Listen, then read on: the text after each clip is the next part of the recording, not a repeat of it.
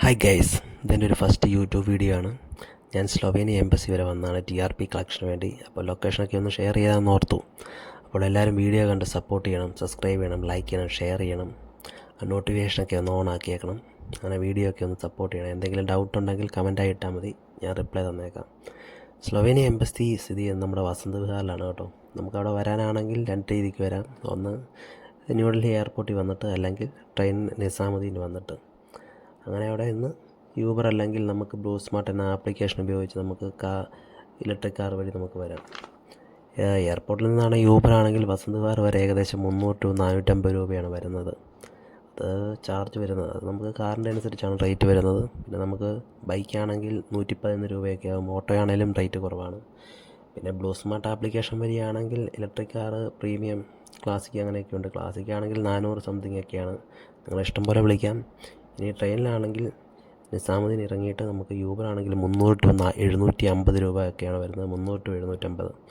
ഇനി ബൈക്കാണെങ്കിൽ 120, ഓട്ടോ ആണെങ്കിൽ 171 അങ്ങനെയൊക്കെയാണ് വരുന്ന റേറ്റ്.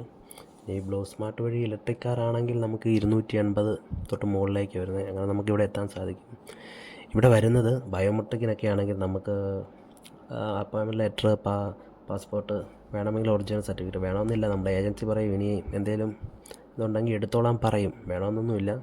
ഇനി ബയോമെട്രിക്കിന് ആണെങ്കിൽ നമുക്ക് 9 മണിക്ക് ഇവിടെ വന്ന് സെക്യൂരിറ്റി കണ്ട് ഇൻവിറ്റേഷൻ ആയിട്ട് കാണിച്ച് ടോക്കൺ മേടിക്കണം.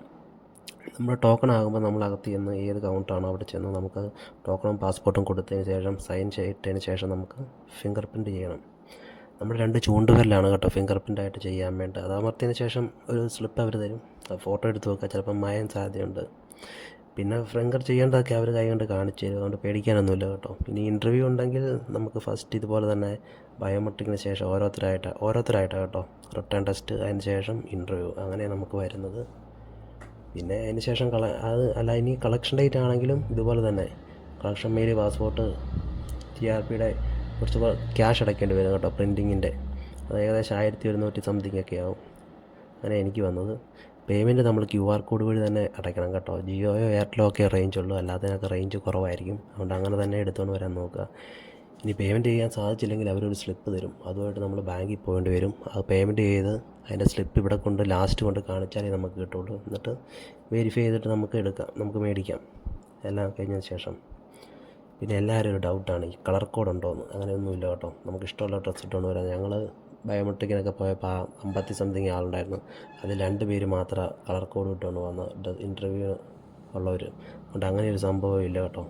അതുകൊണ്ട് അങ്ങനെയൊന്നും പേടിക്കുകയൊന്നും വേണ്ട, വേറെ സംഭവമൊന്നുമില്ല. പിന്നെ നമ്മുടെ എംബസി എത്തി. എംബസിയുടെ ഇതാണ് കേട്ടോ നമ്മുടെ എംബസി. കണ്ടോ, അതാണ് നമ്മുടെ ടോക്കൺ കൗണ്ടറുള്ള ആ ബ്ലിങ്ക് ചെയ്യുന്ന റെഡ്. പിന്നെ ആ ബ്ലാക്ക് ഗ്ലാസ് ഉള്ള ബിൽഡിങ്ങാണ് കേട്ടോ നമ്മുടെ ഈ ബയോമെട്രിക്കും ഇനി കളക്ഷൻ ഡേറ്റും എല്ലാം. ആ ഗേറ്റ് കിടന്നല്ല, അകത്തേക്ക് പോകേണ്ടതല്ല. കണ്ടോ ബ്ലാക്ക് ഗ്ലാസ്, അതിൻ്റെ അകത്താണ് അവരുടെ സ്റ്റാഫൊക്കെ ഉള്ളത്. നമ്മൾ ഈ ഇവിടെ നിന്ന് കൗണ്ടർ ആകുമ്പോൾ സെക്യൂരിറ്റി പറയും അവിടെ എല്ലാം നമുക്ക് നോക്കാം. അപ്പോൾ നമ്മൾ അകത്തേക്ക് ചെല്ലുക, അതുവഴി കയറി ബയോമെട്രിക് ആയാലും TRP കളക്ഷൻ ഡേറ്റ് കളക്ട് ചെയ്യാനാണെങ്കിലും നമ്മൾ ചെല്ലുക, അത്രേ ഉള്ളൂ. വേറെ സംഭവങ്ങളൊന്നുമില്ല, വേറെ സീനൊന്നുമില്ല, പേടിക്കാനൊന്നുമില്ല, നേരെ ചെല്ലുക. അപ്പോൾ എല്ലാവരും വീഡിയോ ഒന്ന് സപ്പോർട്ട് ചെയ്യണം, സബ്സ്ക്രൈബ് ചെയ്യണം, ലൈക്ക് ചെയ്യണം, ഷെയർ ചെയ്യണം. ഇതുപോലെ ഉപകാരപ്പെടുന്ന വീഡിയോകൾ ഇനിയും ചെയ്യാം, അതുകൊണ്ട് എല്ലാവരും ഒന്ന് മാക്സിമം സപ്പോർട്ട് ചെയ്യണം കേട്ടോ. ഇനി അടുത്തായിട്ട് നമുക്കൊരു ഇൻ്റർവ്യൂവിൻ്റെ ക്വസ്റ്റ്യൻസ് ഒരു വീഡിയോ ആയിട്ട് ചെയ്യാം, അടുത്ത വീഡിയോ ആയിട്ട് ചെയ്യാം. അതുകൊണ്ട് എല്ലാവരും ഒന്ന് സപ്പോർട്ട് ചെയ്യണം കേട്ടോ. അപ്പോൾ എല്ലാം എന്തെങ്കിലും ഡൗട്ട് ഉണ്ടെങ്കിൽ കമൻ്റായിട്ട് ഇട്ടാൽ മതി, ഞാൻ ചെയ്തോളാം കേട്ടല്ലോ.